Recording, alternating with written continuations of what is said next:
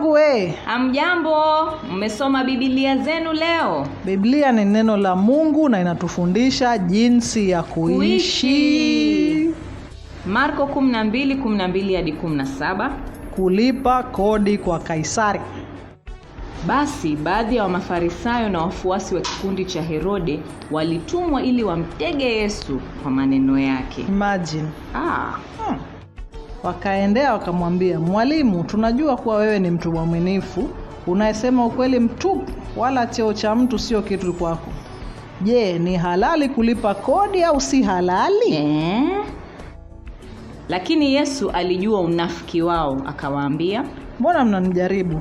Nionyesheni hiyo sarafu." Wakamwonyesha, naye akawauliza, "Sura na picha hii ni ya nani?" Wakamjibu, "Ya Kaisari." Basi Yesu akawaambia, "Ya Kaisari mpeni Kaisari, na ya Mungu mpeni Mungu." Wakashangazwa sana na yeye.